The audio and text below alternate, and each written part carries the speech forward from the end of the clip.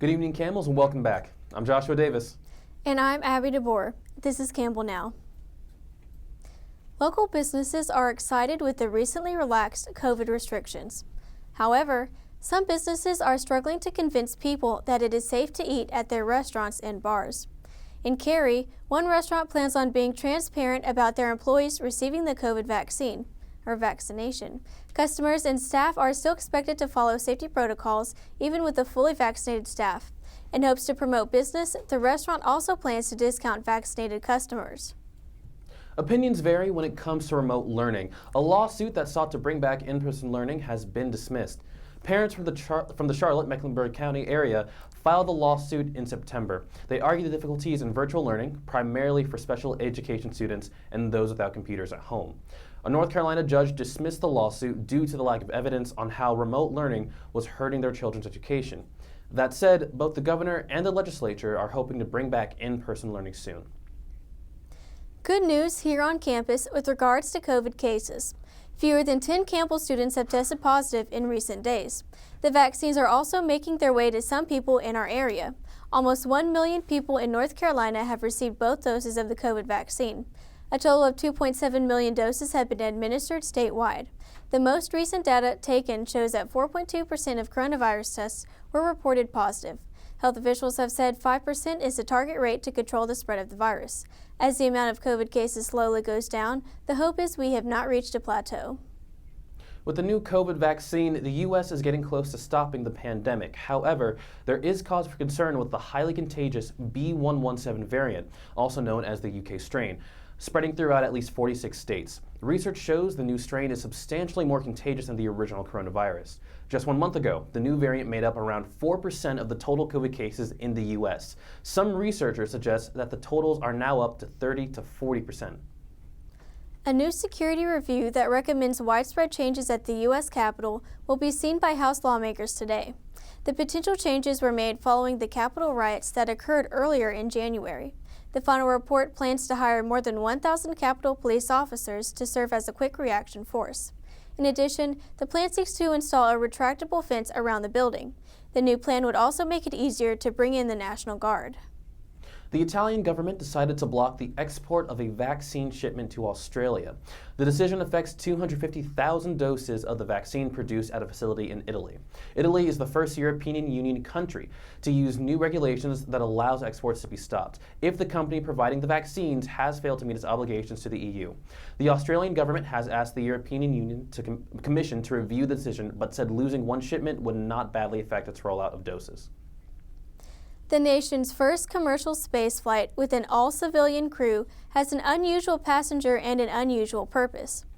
Haley Arsenault is a childhood cancer survivor who is now a physician's assistant at St. Jude Childhood Research Hospital.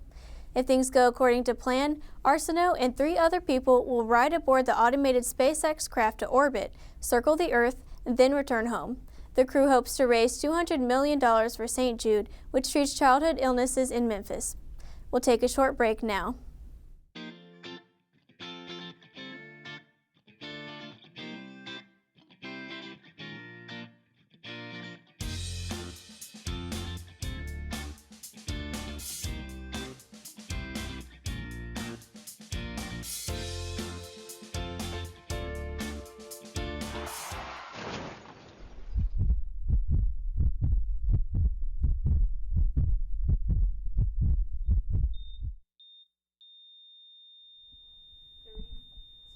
Welcome back, Camels. This is Campbell Now Sports Segment. I'm Drew Ellis, and with me is Madison Thompson. The Big South Championship was this afternoon, featuring Campbell playing against the Winthrop Eagles. Unfortunately, they did not come out with win, but fought hard against the Eagles and had a tremendous season. Campbell's baseball team won a series against Gardner-Webb this past weekend, with Matthew Christian belting 2 first innings grand slams on Saturday. Finally, men's soccer had a dominant 4-1 win home against Asheville on Sunday. The women's basketball team will face off against Winthrop in the Big South quarterfinals. The Camels are coming in on a 3-game win streak and are 1 win away from finding themselves in the Big South Championship. Campbell has been averaging 61.5 points per game. The game will be tonight at 6 p.m. in the Convocation Center and will air on ESPN3. Good luck tonight, ladies. In other sports news, a lot happened in college basketball for Week 15. Drew, who did you have as your team of the week?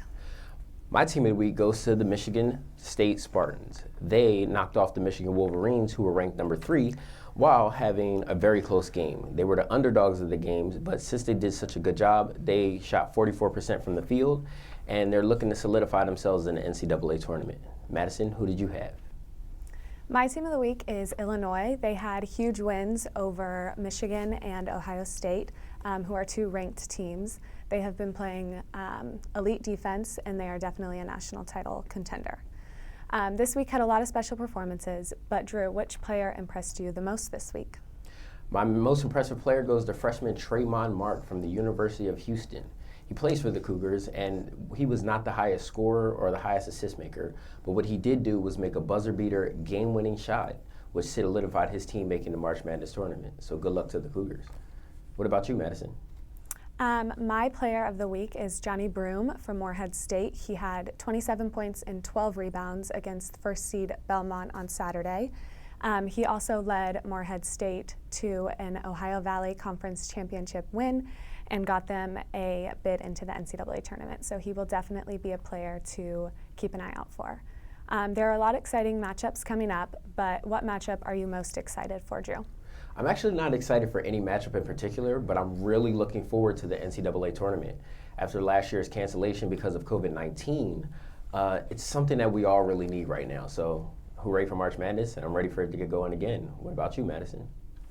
I am also very excited for all things March Madness, but the game that I am looking forward to is the Big 12 championship game on the 11th. Baylor is automatically in, but they are waiting to see if they will play Kansas or TCU. So I'm super excited for that game, especially to watch Baylor after coming off of 3 big wins.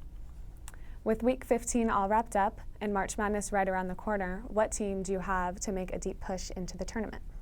Currently, I have the Gonzaga Bulldogs. They are making a push as they are 24-0 on the season, and they're ranked number 1 in the Western Conference.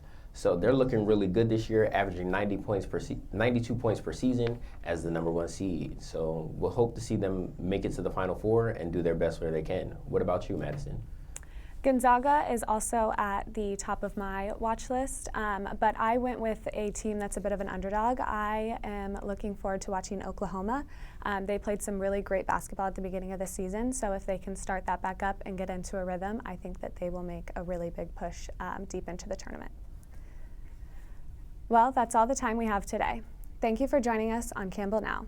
Check us out on social media at Campbell CUTV.